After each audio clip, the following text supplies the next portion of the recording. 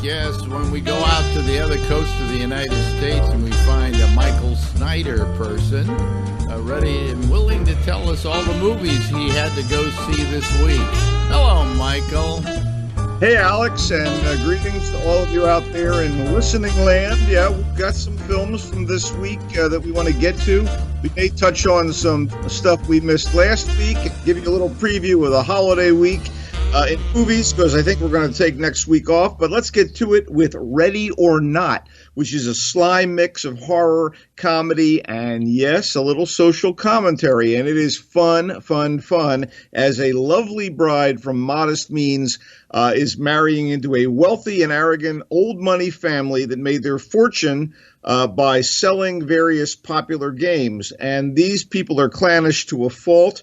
Anyone who marries into the family must, on their wedding night, play and win a game that pits that person against the rest of the family. Craziness ensues. The most familiar faces on screen are Samara Weaving as the bride. She's quite good, both vulnerable and tough when needed. Mark O'Brien as her husband-to-be. Adam Brody as her new brother-in-law. Andy McDowell as her new mother-in-law, and from Orphan Black, that pudgy guy who was the husband of the suburban woman, it's Kristen Brunn.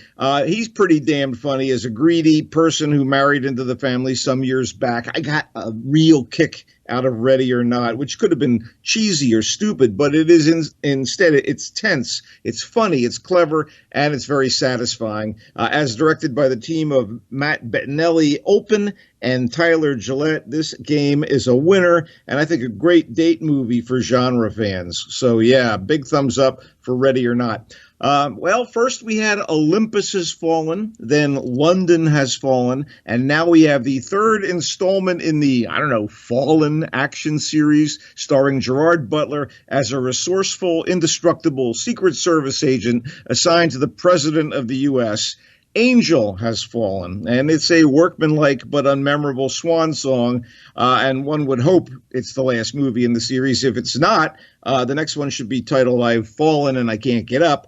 That's how tired this is. The president, played, as in most modern movies, by Morgan Freeman, survives what must be his 100th assassination attempt in this series, and his trusted confidant and personal bodyguard, Butler's agent Mike Banning, is accused, spoiler alert, wrongly, of perpetrating the foul deed, and Banning has to find the real miscreants and clear his name, all the while keeping President Morgan safe. As action movies go, it's one.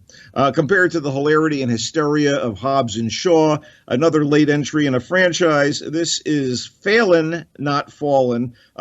Quick notes, though. Nice to see Jada Pinkett Smith as an FBI agent, Lance Reddick in a good role, Tim Blake Nelson as the vice president, Piper Parabo from Coyote Ugly. Where's she been? Some TV show made in Canada, I think. She plays the wife of Agent Banning. Nick Nolte, Danny Houston. Great cast, but, I just didn't give a damn. All right, how about something maybe a little more interesting? If you're a fan of filmmaker Gorinda Chadha's Bend It Like Beckham, or love the music of Bruce Springsteen, or both, you'll probably enjoy Chadha's latest movie, Blinded by the Light. It's a 1980s-era rock and roll romp set in working-class England and based on the true story of a Pakistani English kid who is inspired by Springsteen's music and decides to break out of his repressive humdrum life and make a pilgrimage with a fellow Bruce lover to the boss's hometown in New Jersey. It's a feel-good movie with the feel of product, but it's enjoyable. The Pakistani actors are all quite good. Plus, you get Haley Atwell and Rob Brydon in the cast, and they're always terrific. Aspects of Blinded by the Light make it feel familiar and similar to the recent UK comedy fantasy Yesterday, which is about a Pakistani Brit singer-songwriter who wakes up in a world where he's the only one who remembers the Beatles. I liked Yesterday better, but at home on cable, Blinded by the Light would be a bonbon on a lazy night.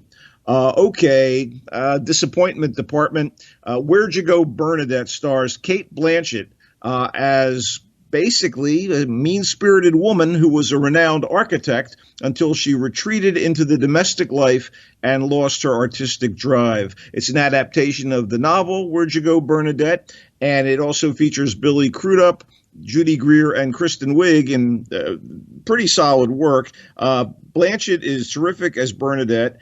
Crudup as the husband and Wiig as her whiny neighbor are fine, and so is Emma Nelson, who is a young actress who plays her daughter, and the cinematography is great, and it actually goes to some really lovely places in that regard. But it's directed and co-written by Richard Linklater of Boyhood, School of Rock, and Dazed and Confused, so the bar is set high. I wanted to love this and was glad I saw it, but it was a little flat and clearly one of Linklater's lesser movies, especially after the criminally underrated Everybody Wants Some. Just a couple quick notes. Good Boys is a comedy from the producers of Superbad, wherein three sixth-grade boys ditch school and go on this journey while carrying stolen drugs and trying to get away from these teenage girls who want to get the drugs back and make it to some kissing party. SNL vet Will Forte's in it. Jacob Tremblay is one of the kids. He was in the room. I wish I liked it more, but the coarseness of the dialogue coming out of these prepubescent kids, it wore on me a little bit. And it had some laughs, but it wasn't as funny as it could have been. That's Good Boys. Brittany Runs a Marathon, kind of a docu-comedy that takes liberties with the source material that was the inspiration, about a hard-partying New York City single gal in her late 20s. She's playing the field. She can't find Mr. Right. She's carrying some, shall we say, extra weight. So she decides to try running to get in shape. And little by little, she begins to get beyond the confines of her own neighborhood block. And with running partners, her isolation, nothing earth-shaking, but sweet. Not sure about the message, which seemed a bit mixed. And I appreciate the parts about personal empowerment. But what's good about it is that it's a nice showcase for Jillian Bell as Brittany. And the rest of the cast. Earnest, well-meaning, not all that funny. Again, good cable fodder. And I guess we want to make a quick note about After the Wedding, because this seems like it should be a big deal. It's an English-language remake of Danish director Suzanne Bier's terrific 2006 drama of the same name. It's about an American woman here named Isabel who does charitable work with orphans in India, goes back to the States to get some funding from a wealthy media mogul, and finds her life upended. It's a redo, and it stars Michelle Williams as that woman, Teresa, Julianne Moore as the mogul, and again, Billy Crudup as the mogul's artistic husband. And they're all top-notch, but this pales next to the original, which featured Mads Mikkelsen as the main character working with orphans in India. Yeah, again, cable. What are you watching? What are you up to, buddy? Well, let's see here. There's a documentary on Netflix called The Amazing Jonathan Documentary. Oh, wow. They canceled the screening of this. What can you tell me about it? It's a very strange film. It has less to do with The Amazing Jonathan as the fact that this guy can't get this documentary made. It's a strange documentary, but I thought it was damn good. Anyway, that's it. Did you know Jonathan at all back in the day? Yeah, I did. Yeah, absolutely. Well, we're not going to be around next week. And just a quick note, Official Secrets, the docudrama about Catherine Gunn, the whistleblower in the UK who dropped the dime on the Iraq war illegality, starring Keira Knightley, is coming up. And also, get this, John Travolta in a movie directed by Fred Durst of Limp Bizkit, The Fanatic. Pretty cool film, actually. That's it. I'm on Twitter at Culture Blaster and on Facebook at Michael Snyder's Culture Blast page. Back to you, Mr. Bennett. Thank you very much, Michael. And there's more GABNet coming right up, so stay right where you are. Actually, that's the wrong theme, so we'll just fade it.